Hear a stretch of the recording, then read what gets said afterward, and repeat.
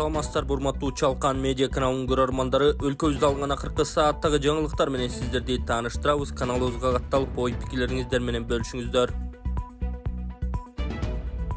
Сот Райымбек Матраимовдун бөгөт чарасын тандады. 1-май райондук соту мурдагы бажычы Райымбек Матраимовдун бөгөт чарасын карап, 1 айга камакка алуу чечимин чыгарды.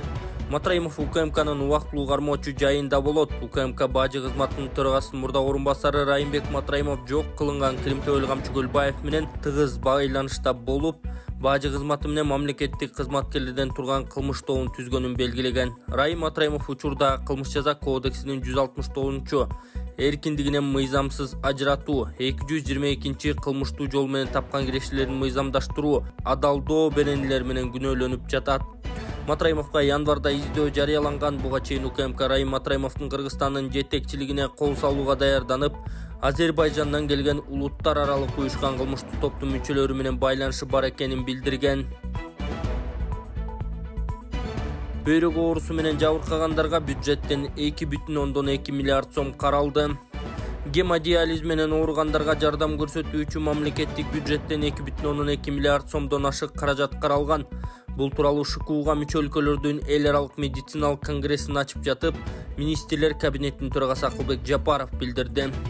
Минкап башчысы 3 жылда саламаттык сактоо тармагын каржылоонун көлөмү 2 эсеге көбөйүп, 2019 жылы 19 миллиард сом, 2023 жылы 38 миллиард сом бөлүнгөнүн айтты. Бардык 7 аймактык оорукана жаңы МРТ аппараттары менен камсыздалып, аймактарда 4 компьютердик томография борбору ачылды. 2 жылдын ичинде 335 жаңы тез жардам унаасы сатылып алынган. Тилекке каршы бөйрөк оорусунан жабыркаган жарандардын саны жыл сайын көбөйүүдө. Гемодиализ менен ооругандарга жардам көрсөтүү үчүн мамлекеттик бюджеттен 2,2 миллиард сомдон ашык каражат каралган. Өлкө президентинин демилгеси менен өткөн жылы Кыргызстанда бөйрөк алмаштыруу операциялары башталып, атайын жабдыктарды алууга президенттик фонддон $1 миллион бөлүнгөн. Ал эми быйыл түрк кесиптештеринин колдоосу менен боорду алмаштыруу боюнча операцияларды баштоону пландап жатабыз. Ушул убакка чейин биздин жарандар эбегейсиз чыгымга учурап, чет өлкөдө ушундай операцияларды жасоого аргасыз болушкан, деди ал. Ассаламу алейкум, урматтуу Москва шаарында эмгектенип жаткан боордоштор жана мекендештер. Эгерде документиңиздин мөөнөтү бүтүп жатса, Казакстанга кирди чыктыны кааласаңыз, дасыккан айдоочулук тажрыйбасы чоң Авазбек мырзаны сунуштайбыз. Сизди арзан баада, комфорттуу унаада өз дарегиңизден алып кетип, сапарга чыкмакчы. Биздин дарек метро проспект Мира 39Адан жолго чыгат. Байланыш үчүн телефон номерлар +7 936 264 1995 +7 901 33 93 435. Авазбек, жолуңуздар шыдыр болсун. Камчы Көлбаевдин тобун каржылаган деп Турсунтай Салимовдун уулу кармалды. Уюшкан кылмыштуу топторду каржылаган деп Мадина базарынын негиздөөчүсү Турсунтай Салимовдун уулу Илзат Салимов кармалды. Бул тууралуу УКМКнын маалымат кызматы кабарлады.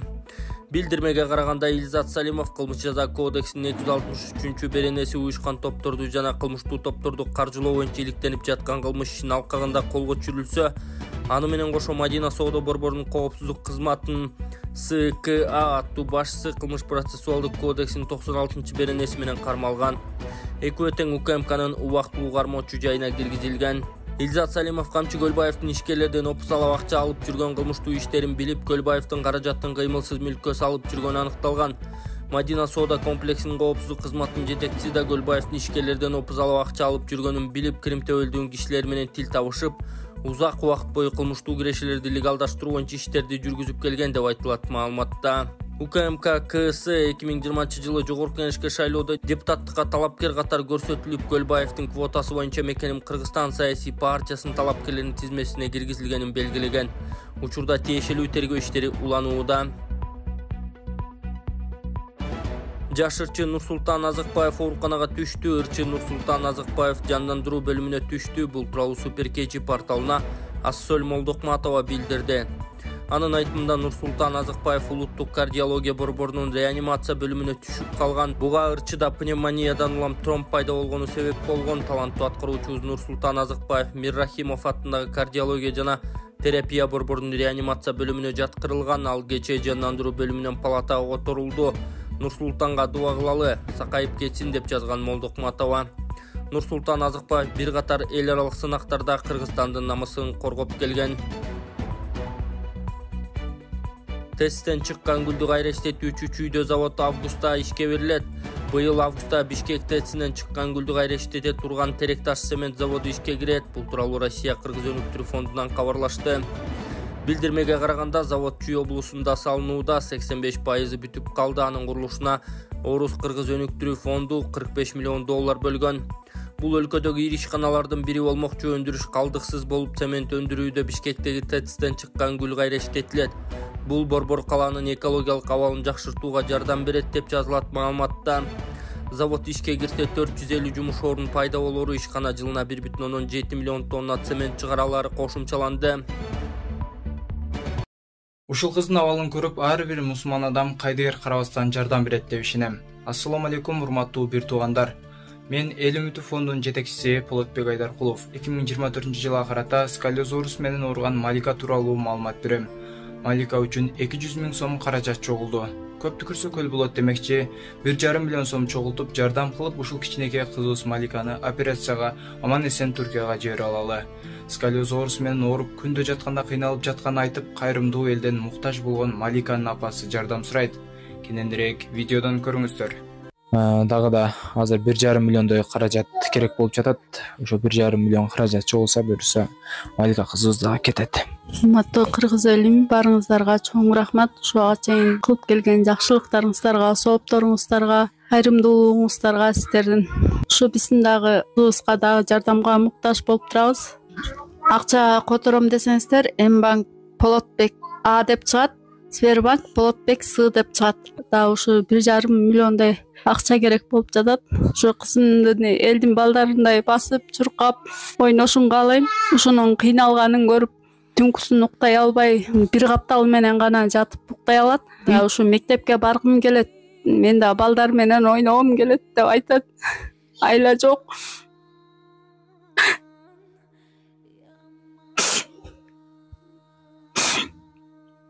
Ушу кызыбыздын сакайып, балдардай болуп ойношун каалайбыз. Сиздер которгон ушу аманаттарыңыздарды алдык. Ушу дагы жетишсиз болуп атат. Ушу кызыбыздын ойноп, элдин балдарында болуп, мектепке барып, өз алдынча окуп калышына себепчи болуңуздар. Арты дагы кыйшык, астта кыйшык өскөндүгү үчүн бул чалкасынан дагы кызым көмөрөсүнөн да жата албайт. Только бир каптал менен гана жатат. Бул каптал ооруп кетсе, бул капталына оодарып, ушу эки жагы менен алмак салмак жата алат. Түнкүсүн кыйналат, уктай албайт. Бул да ушу эшикке чыгып, балдарды көрүп ойногусу келет. Ушу бизге берген ушу Аллах Таалам сыноосу экен. Мага жардам берип койгула, силерге разы болсун. Мен да элдин кыздарындай болуп баскым келет, жашагым келет. Райым Матраимовдун 3 тууганы дагы камакка алынды. Ош шаардык соту мурдагы бажычы Райымбек Матраимовдун Исламбек Руслан Тилек аттуу бир туугандарынын бөгөт чарасын тандады. Ага ылайык Исламбек жана Руслан Матраимовдор 18 майга чейин камакка алынды. Алар кылмыш жаза кодексинин кылмыштуу каражаттарды адалдоо беренеси боюнча айыпталууда. Ал эми Тилек Матраимов 26 апрелге чейин камакта болот. Ал кылмыш жаза кодексинин кызматтык абалын кыянаттык менен пайдалануу беренеси боюнча айыпталууда. Буга чейин Бишкектин 1-май райондук соту Райымбек Матраимовду УКМКнын тергөө абагына 1 айга камакка алган. Эске салсак, кечээ Райым Матраимов менен кошо бир туугандары Руслан, Исламбек, Тилек Матраимовдор да кармалганы кабарланган. Райымдан башкасын Ошко алып кетишкени маалым болгон. Эске салсак, бажы кызматынын төрагасынын мурдагы орун басары январда издөөгө жарыяланган. Буга чейин УКМК Райым Матраимовдун Кыргызстандын жетекчилигине кол салууга даярданып, Азербайжандан келген улуттар аралык уюшкан кылмыштуу топтун мүчөлөрү менен байланышы бар экенин билдирген. Алымкадыр Бейшеналиев Жогорку Кеңештин депутатын сотко берди. Саламаттык сактоо министри Алымкадыр Бейшеналиев Жогорку Кеңештин депутаты Жусупбек Коргонбай уулун сотко берди. Ал эл өкүлүнө 10 000 сомдук доо койгонун Спутник кабарчысына билдирди. Министрлер кабинетинин мүчөлөрү негизсиз сынга кабылып келет. Парламенттин депутаттары жекеликке да өтүп кетишет. Мен муну токтоткум келет. Ал кедей депутат болгондуктан 10 000 сомдук доо койдум. Мени акча кызыктырбайт. Соттон утуп алсам бул каражатты балдар үйүнө же кимдир бирөөнүн операциясына берем. Башында 1 сомго доо коеюн деген. Бирок ал ойдон кайтууга көндүрүштү, деди Бейшеналиев. Министр буга чейин Номурук 7-түзөтүү колониясындагы адамдарга операция жасаганын мойнуна алып, бирок бейтаптын кандай статуска ээ экендиги аны кызыктырбай турганын белгиледи. Мен дарыгермин, Гиппократтын антын берген, биз чындап эле абактагыларга операция жасаганбыз. Акынбаевдин клиникасынын дарыгерлери элге, абактагыларга кеңеш берип, керек болсо операция жасашат, деди ал. Эске салсак, Жогорку Кеңештин жыйынында депутат Жусупбек Коргонбай уулу Саламаттык сактоо министри Алымкадыр Бейшеналиевдин уюшкан кылмыштуу топ менен байланышы бар экенин айткан. Эл өкүлү убагында Бейшеналиев Крим төбөл Рыспек Акматбаевге операция жасаганын, УКМКны жоопко тартышы керектигин белгилеген. Министр уюшкан кылмыштуу топ менен байланышы жок экенин кошумчалаган. Толубай Бакасовдун ден соолукту чыңдоо борбору Кытай элдик ыкмасы менен гайморит, грыжа, артрит, остеохондроз, куяң, тизе муун, простатит ооруларын дарылоо жана кан айлануу системасын жакшыртуу. Гайморитти дарылоо ыкмасы мурун көңдөйүндөгү ириңдерди жибитүү үчүн от жагуу, андан соң табигый таза чөптөн жасалган порошок менен ириңди сыртка алып чыгаруу. Грыжа, остеохондроз, тизе муун жана суук тийген ооруларды дарылоо ыкмасы. Ооруган жерге гандин, же жөнөкөй тил менен айтканда дары чөптөргө сугарылган таякчалар менен массаж жасоо. Андан кийин от жагуу. От жаккан соң атайын табигый чөптөрдөн жасалган дары майларын шылап, денедеги токсин, туз жана вирустарды чыгаруу. Келип 100% кепилдик менен ден соолугуңузду чыңап кетиңиздер. Кененирээк маалымат алуу үчүн экраныңыздардагы номерге кайрылыңыздар. Осмонов Жолдошбеков Жумашбек уулу Азия чемпионатына катышат. Эркин күрөш боюнча Кыргызстандык 10 балбан Бишкекте өтө турган Азия биринчилигине катышат. Бул тууралуу Дене тарбия жана спорт департаментинен билдиришти. Мелдеш 11-апрелден 16-апрелде болуп өтөт. Алмаз Манбеков 57 кг, Тайырбек Жумашбек уулу 61 кг, Улукбек Жолдошбеков 65 кг, Алибек Осмонов 70 кг, Канат Керимбеков 74 кг, Адилет Маратбаев 79 кг, Атай Изабеков 86 кг, Нуртилек Карыпбаев 92 кг, Андрей Аронов 97 кг, Аял Лазарев 125 кг. Эскерте кетсек, аталган спортчулардын арасынан Нуртилек Карыпбаев, Андрей Аронов жана Аял Лазарев 19-21 апрелде Бишкекте өтө турган азиялык лицензиялык мелдешке катышат. Бул мелдеште спортчулар Олимпиадага жолдомо алуу үчүн күч сынашышат. Ошондой эле эркин күрөштөн лицензиялык турнирге Эрназар Акматалиев, Бекзат Алмазбек уулу жана Орозубек Токтомамбетов катышат. УКМК россиялык ишкер Павел Тёго карата козголгон иши токтотулду. Россиялык ишкер Павел Тёго карата козголгон кылмыш иши токтотулганын УКМК кабарлады. Эскерте кетсек, Тёнун жок кылынган Крим төбөл Камчыгөлбаевдин иштерин каржылап жүргөнү аныкталып издөөгө алынган. Тёго карата Бишкек шаарынын Октябрь райондук сотунун чечими менен сыртынан камакка алуу боюнча баш коргоо чарасы тандалган болчу. 2024-жылдын 19-мартында Павел Тё Кыргыз Республикасынын аймагына келген. Анын активдүү катышуусу менен тергөө органдары тарабынан бир катар тиешелүү тергөө иш-чаралары жүргүзүлдү. Натыйжада уюшкан кылмыштуу топтун ишмердүүлүгүнө тиешеси жоктугу аныкталган.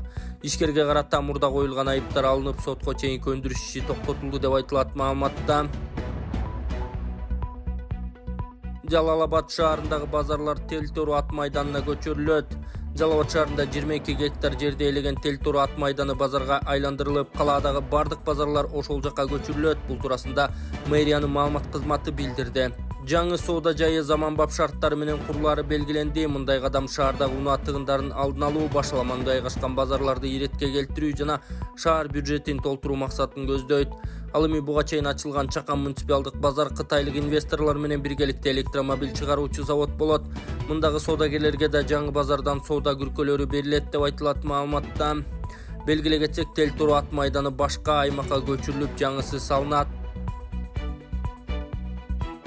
Акылбек Жапаров Дүйнөлүк банктын Борбор Азия боюнча делегациясы менен жолукту. Министрлер кабинетинин төрагасы Акылбек Жапаров Дүйнөлүк банктын Борбор Азия мамлекеттери боюнча аймактык директору Татьяна Проскурякова жетектеген делегация менен жолугушту. Өкмөттүн басма сөз кызматынан билдиришкендей, тараптар буга чейин жетишилген макулдашууларды ишке ашуунун жүрүшүн жана эки тараптуу кызматташуунун келечектүү долбоорлорун ишке ашууну талкуулашты.